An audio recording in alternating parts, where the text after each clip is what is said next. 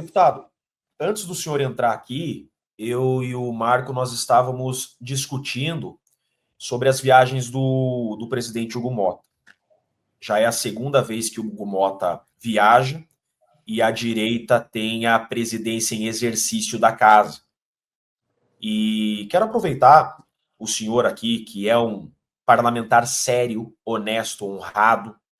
Eu quero perguntar o que está acontecendo nos bastidores. Se o senhor puder abrir esse jogo para nós, esse canal ele é muito visto, a direita assiste muito aqui o Marco Fio Diário, e o povo tem que saber da verdade. Não dá para um parlamentar esconder a verdade do povo. O que está acontecendo? Que a hora que o Altineu assume a presidência em exercício, como aconteceu de novo, ele não utiliza das estratégias para, por exemplo, pautar o regime de urgência do PL da anistia. Aconteceu de novo, ele está de novo como presidente em exercício e nós queremos entender por que não se pauta esse regime de urgência estando como presidente em exercício? Olha, é um jogo, boa sua pergunta. Veja que o presidente Hugo Motta viajou para os Estados Unidos e essa semana não tem sessão na Câmara. Veja que essa sessão ficou branca. Nenhum deputado foi para Brasília, não vai ter sessão essa semana porque o presidente está fora. Então, as pautas, quando o presidente é de direita, que assume o vice-presidente, nada no Congresso Nacional, eu costumo dizer que a Câmara dos Deputados, o Senado e o Congresso como um todo, ele é como um navio. Ele é lento, ele é difícil de virar, ele é difícil de manobrar, mas ele não para. Eu comparo o Congresso Nacional como um navio. Então, diferente da iniciativa privada, diferente das nossas empresas e da nossa vida particular, que nós conseguimos fazer as coisas rapidamente, não adianta também não haver o consenso de se pautar, votar e depois, 2 dias depois, ser revogado por alguma questão ou não avançar no Senado. A pauta da anistia tem que ser votada na Câmara dos Deputados, tem que ser votada no Senado, tem que ser sancionada pelo presidente da República e depois ainda pode passar pelo crivo do STF. Eu acredito que nós já conseguimos chamar a atenção da população e hoje a própria esquerda está usando a pauta da anistia como uma cortina de fumaça. Tem tantos escândalos acontecendo no Brasil e eles vêm com a ideologia. Foi golpe, não foi golpe, foi golpe, não foi golpe. Temos que fazer urgentemente alguma coisa para aquelas pessoas que estão presas injustamente, que estão com penas absurdas. Temos que fazer urgentemente. Mas não é apenas a pauta da anistia. Acho que tem tanta coisa que o Brasil está sangrando. Veja, eu volto a dizer, a CPI da Itaipu. Nós tivemos 225 votos para a CPI agora do INSS. Só que nós não conseguimos avançar na CPI da Itaipu.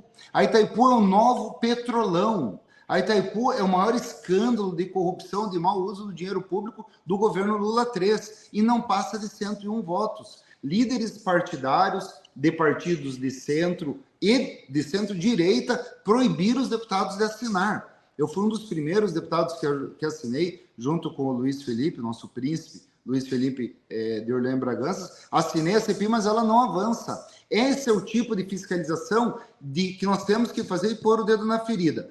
Não adianta só agora o Hugo Motta ter viajado e alguém assumir o trono por um dia e colocar a votação que depois cai. Acredito que nós temos que conscientizar a população de colocar as cartas na mesa e a pessoa que votou no PT, que votou no presidente Lula, que ela tenha vergonha de ter votado nesse governo. Porque ele não só quer empobrecer a classe média, deixar o rico mais rico e deixar o pobre mais miserável. É isso que o PT quer fazer. Deputado, desculpe insistir nisso. Por exemplo, o regimento diz o seguinte: pauta o regime de urgência. Se tivermos maioria e aprovando o regime de urgência, o presidente, em exercício, pode, na mesma sessão, pautar o PL. Eu pergunto para o senhor, se o Altineu fizesse isso, então ele pauta o regime de urgência, o senhor acha que não haverá quórum para aprovar o regime de urgência em maioria absoluta, conforme diz o regimento?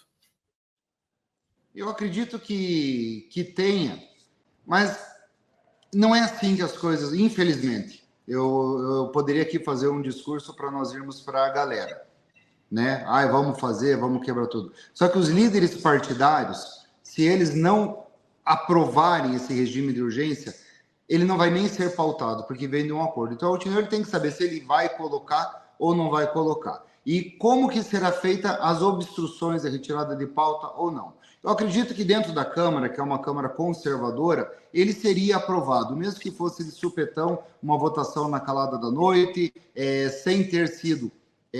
porque como que se coloca uma votação, mesmo qualquer presidente, como que ele faz a regra para votar? Você tem que, a votação começa na terça-feira. Na sexta-feira já é divulgado qual vai ser a pauta da terça. Essa pauta da sexta, ela é negociada com os líderes partidários na quinta-feira, depois da sessão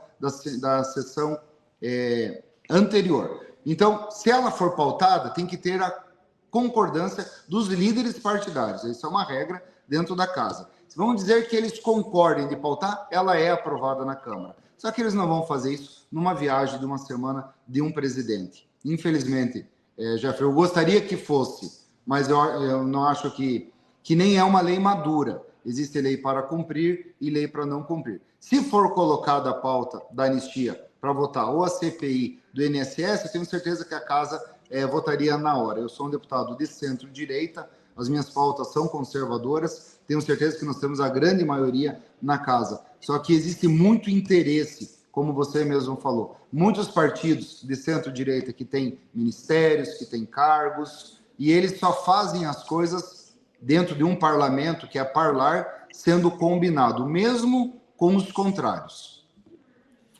Isso é muito interessante, porque do ponto de vista acadêmico, dá para a gente tentar entender, né, o que significa coletar assinatura, o poder de coletar assinatura, o poder dos quórums versus o colégio de líderes e os acordos que são feitos, e a fundo nisso, para a gente ver também o que a gente consegue mudar em termos de parlamento que seja ressonante e confluente com o que a sociedade demanda. Porque a gente vê a esquerda aparelhando o Estado para cima e para baixo, e as pautas não prioritárias, a gente viu aí, né? A aprovação da urgência, e o Padovani se colocou de maneira veementemente contra, a urgência do aumento do número de deputados. Vamos colocar a matéria para vocês aqui, que é um tema, esse tema eu acho interessantíssimo, né? Então, o Padovani é contra aumento do número de deputados na Câmara, parlamentar critica projeto que tenta driblar o censo e ampliar a representação na Casa Legislativa. E, Padovani, depois de ver isso, é um projeto que a urgência foi aprovada, né? Por quê? Porque depende do acordo de líderes e não do número de pessoas que estão apoiando, então gera até uma excrescência isso. Porque você tem os líderes de maneira verticalizada, de cima para baixo, empurrando, e autoritária ainda, empurrando um outro acordo, ou um acordo que a casa já entende que é o padrão da casa, goela abaixo de assinaturas da própria base de deputados do seu partido, né? E eu queria te ouvir sobre isso porque eu sempre falo da regra de 3. Pela regra de 3, São Paulo deveria ter pelo menos 120 deputados. Pela regra de 3. Regra de 3 são 50 milhões de paulistas, e eu dou São Paulo como um exemplo só. São 50 milhões de paulistas, 124 deputados. São 20 milhões de mineiros, então a gente tem que ter algo que seja efetivamente proporcional. E quando você não tem isso, muito difícil de você falar em uma representação proporcional da Câmara e também de uma federação realmente democrática, não é mesmo, Padovani? Olha, nós sabemos e tem estudos, inclusive um ex-presidente do Tribunal de Contas da União declarou que em 2030, 97% do orçamento do Brasil vai ser utilizado para pagar juros, arrolar a dívida, pagar judiciário e aposentados. 97% de todo o orçamento do Brasil vai estar comprometido. Agora, em 2030, está ali, daqui 4, 5 anos. Então, o que adianta aumentar o número de deputados federais se quando nós conseguimos 225 assinaturas, não é pautada porque os líderes não assinam? O que adianta aumentar o número de deputados? Nós tínhamos que ter, e a minha provocação, a minha proposição foi de que se redistribuísse o número de deputados dentre os 513 que existiam. Hoje, no Paraná, nós somos 30 deputados federais, com a nova regra aprovada a qual eu fui contra, vai para 31, mas vamos dizer que a nossa população diminuísse. Em algum momento nós tínhamos que ser 29. Qual que é o problema disso? Ou em algum momento nós ficássemos com 31. A Constituição diz que tem que ter no mínimo 8 e no máximo 70, que na regra de 3 está errado. Nós temos uma discrepância tão grande no Senado Federal que estados como Roraima, que não chega a ter 1 milhão de eleitores, tem 3 senadores como São Paulo, que tem 36 milhões de eleitores. Então aí pior ainda fica. No Senado americano, existem estados americanos que têm apenas 1 senador. Eu acho que o grande problema no Brasil, hoje em dia, e a grande mudança que nós temos que ver para mudar esse eixo do poder do STF como está no Senado. O Senado brasileiro tem que mudar, tem que se modernizar, tem que deixar de ser essa casa de mordomias, de ex-governadores, de pessoas que estão lá há muito tempo, já não deixou de ser empreendedor para ser conservador. É isso que aconteceu com o nosso Senado Federal. Pessoas comprometidas com o que aí está. E nós mudarmos o eixo do poder. Não poderia jamais um Zanin, que foi advogado do presidente Lula, não digo aqui pela competência dele, mas ele foi advogado de um presidente da República que foi condenado virar ministro da STF.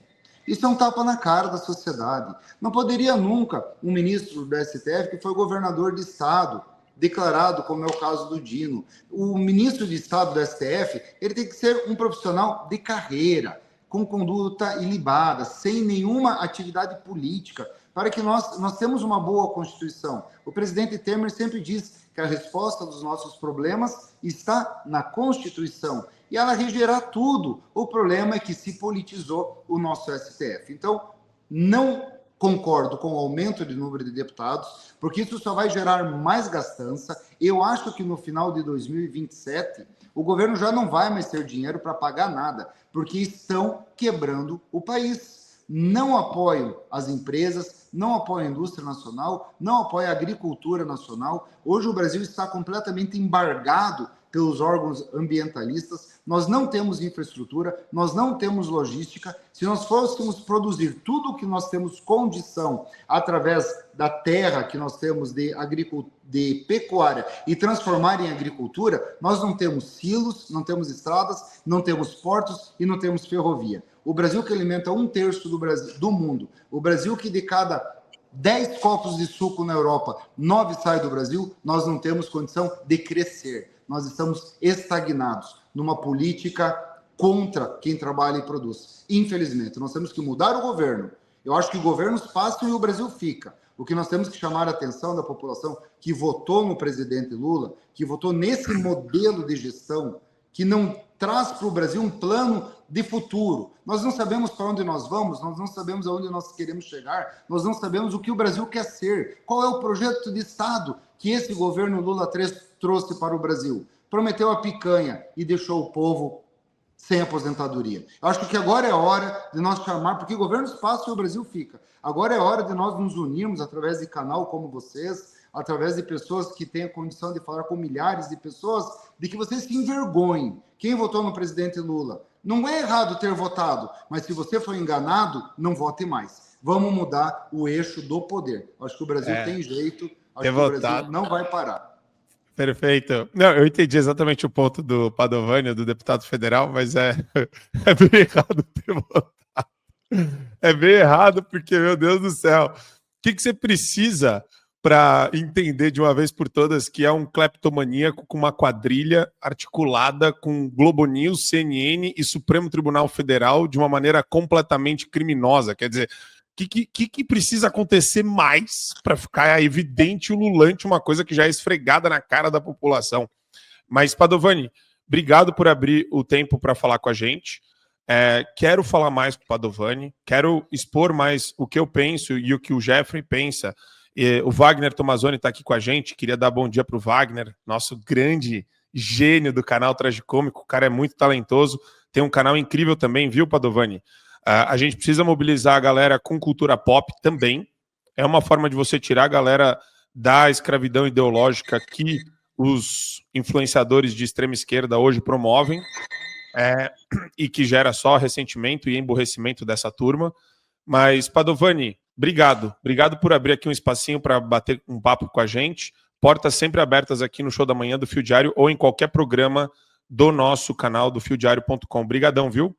Eu que agradeço. E só uma última notícia, eu vi que a Reuters denunciou que o petróleo da Venezuela está sendo vendido como sendo petróleo brasileiro, porque a Venezuela está com embargo. Quero chamar a atenção para isso, quero que vocês aí vão atrás. Eu vou pedir informações sobre essa denúncia da rede de notícia Reuters, que petróleo da Venezuela, que está sendo embargado pelos Estados Unidos, está sendo vendido como petróleo brasileiro para a China. Isso vai ser mais um grande escândalo. Tá bom? Muito obrigado. Muito bom. Um bom trabalho para você.